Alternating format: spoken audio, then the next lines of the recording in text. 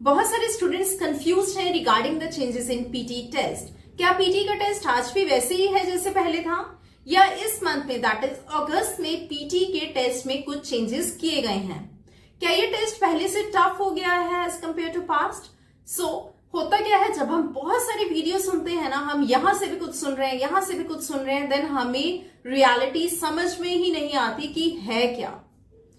That's the reason I'm making this video to clarify this confusion.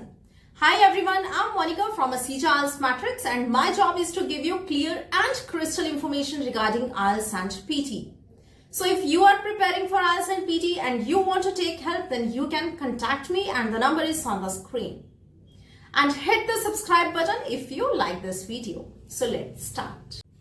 सबसे पहले मैं आपके साथ बात करूंगी ट्रायल क्वेश्चंस की। आप सब जानते हैं कि जब भी आप पीटी का टेस्ट देने जाते हो ना, उसमें दो ट्रायल क्वेश्चंस जो है इंट्रोड्यूस किए गए हैं।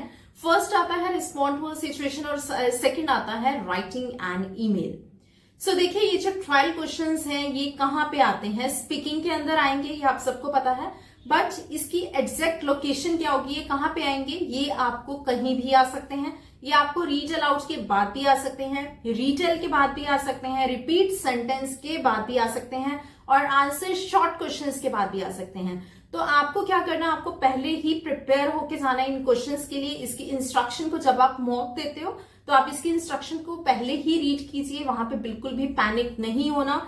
जिन क्वेश्चंस की आप प्रिपरेशन कर रहे हो आज भी वही क्वेश्चंस हैं, उसके अलावा कोई एक्स्ट्रा क्वेश्चन जो है वो इंट्रोड्यूस पीटी के टेस्ट में नहीं किया गया। फर्स्ट मैंने आपको बताया, सेम स्पीकिंग जो है एज इट इज है आपकी, बस आप ट्रायल क्वेश्चंस की इंस्ट्रक्शंस को आप अच्छे से मॉक देते हुए आप पढ़ के जाओ कौन सी इंस्ट्रक्शंस आती हैं उसमें। ये क्वेश्चंस कहीं भी आ सकते हैं and you are totally free to skip these questions. But उसमें प्रॉब्लम क्या आती है वो भी मैं आपको बताऊंगी। अगर आप स्किप करते हो ना इन क्वेश्चंस को, तो आप नेक्स्ट तो आप क्लिक कर नहीं सकते, आपको ऑडियो तो वो सुननी ही पड़ेगी किसी भी हाल में। तो आपको उस टाइम पे क्या है, वो एक फ्लुएंसी में ना, अगर आप चुप करके बैठोगे 2 से 3 मिनट के लिए, तो एक फ्लुएंसी में जितना आप बोल के आए हो, रिपीट सेंटेंस करके आए हो, आप रीड अलाउड करके आए हो, तो उसमें एक फ्लुएंसी बनी हुई है आपकी। अगर अब आप 2 मिनट चुप करके बैठोगे ना, एक फ्लुएंसी में ब्रेक आ जाता है, तो उससे क्या है, आपके नर्वसनेस के चांसेस जो है वो बढ़ जाते हैं। तो यहाँ पे मैं आपको एक मास्टर टिप देना चाहती हूँ कि आप इन क्वेश्चंस को आपने करना क्या है। ये बेसिकली पीटी कोर का पार्ट है, बट आपको क्या करना है, जब आपको ट्रायल क्वेश्चंस आएंगे, आप रिटेल का जो टेम्पलेट है, कोई भी टेम्पलेट जो है आप इसमें बोल दीजिए।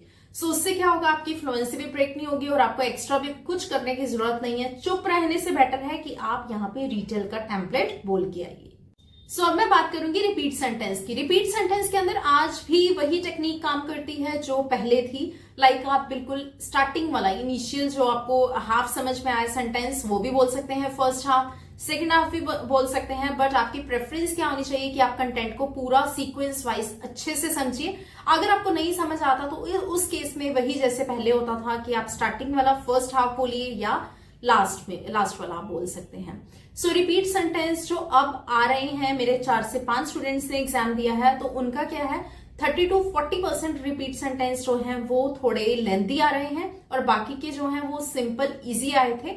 तो वी कैन से कि मॉडरेट आ रहे हैं रिपीट सेंटेंस। ऐसा नहीं है कि सारे टफ हैं, सारे इजी हैं, तो इसका जो लेवल है वो मॉडरेट रहेगा। अब बात करते हैं हम राइटिंग की। राइटिंग में फर्स्ट आपको आएगा समराइज रिटन टेक्स्ट, जो बिल्कुल सेम जो पहले वाली टेक्निक थी वही आपकी काम करेगी। सेकंड आता है एसे। एसे में आपको ये ध्यान रखना है कि क्या जो आपका टेम्पलेट है वो अप टू डेट है। आप जहां से भी कोचिंग ले रहे हो, सबसे पहले आप अपनी टीचर्स को दिखाइए अपना टेम्पलेट, क्या वो अप टू डेट है। और उसके साथ साथ आपको ये भी ध्यान में रखना है कि आपका टीचर भी अप टू डेट है। ऐसा तो नहीं है आपके टीचर ने 2 साल 3 साल 4 साल पहले का एग्जाम दिया, उसके बाद एग्जाम ही नहीं दिया। आपको इन दोनों चीजों का ध्यान रखना है। एक यहाँ पे और बात आपको बताती हूँ, कुछ इंस्टीट्यूट्स जो है आपको एस्से का टेम्पलेट आपको जो प्रोवाइड करते हैं ना, वो जस्ट आप कॉपी पेस्ट कर देते हो, उसमें आपने अपना कंटेंट ऐड नहीं करना, वो बिल्कुल गलत है। तो आपको स्कोर भी वैसा ही दिया जाएगा। जो आप टेम्पलेट यूज कर रहे हो उसमें आप ध्यान दीजिए कि आप जो स्टेटमेंट है, आपका क्वेश्चन टॉपिक जो है आपका एस्से का, तो उसका जो आप कंटेंट है वो पूरा आप एड ऑन करके आइए 20 to 30%, तभी आपको एस्से में मार्क्स मिलेंगे। तो उसमें आपकी कोई ग्रामेटिकल मिस्टेक नहीं होनी चाहिए। अपने टीचर से आप एस्से एग्जाम देने से पहले जरूर चेक करवाइए। सो अब मैं बात करती हूँ रीडिंग की। रीडिंग का जो लेवल है सेम वही है पहले वाला, सेम टेक्निक्स, रीऑर्डर्स की बात कर लीजिए, फिलिंग इन द ब्लैंक्स की बात कर लीजिए, वो सब सेम है जैसा पहले था। कोई भी चेंजेस, एक्चुअल में सच बताऊं आपको, कोई भी चेंजेस नहीं आए। बट आपने एक ऐसे का ध्यान रखना है, एक जो आपके ट्रायल क्वेश्चंस हैं वो एड ऑन हुए हैं, वो कब से ही एड ऑन हुए हैं, तो अभी ये भी नहीं पता फ्यूचर में कब तक वो चलेंगे। एक्चुअली उसका रीजन क्या था, पीएसएन को एक्स्ट्रा डाटा चाहिए था, तो उस वजह से वो आपके एड ऑन किए गए हैं। तो रीडिंग का आपका सेम लेवल रहेगा, सेम टेक्निक्स, आपने जो भी आप इंप्लीमेंट करते हो फिलिंग इन द ब्लैंक्स के लिए, रीऑर्डर्स के लिए, आप सेम वही इंप्लीमेंट कीजिए, बिल्कुल सेम है रीडिंग। अभी अभी मैंने एग्जाम दिया है, मैंने एक वीडियो भी डाला था, आई थिंक 1 मंथ हो गया मुझे एग्जाम दिए, तो बिल्कुल सेम है। मुझे तो एक्चुअल में सच बताऊं कोई भी ऐसे अपडेट्स जो है, चेंजेस नहीं देखने को मिले एग्जाम में। सो अब मैं आपको लास्ट में एक टिप देना चाहती हूँ, जब भी आप पीटी की प्रैक्टिस करते हो ना, तो आप एक नॉइसी इन्वायरमेंट चूज कीजिए।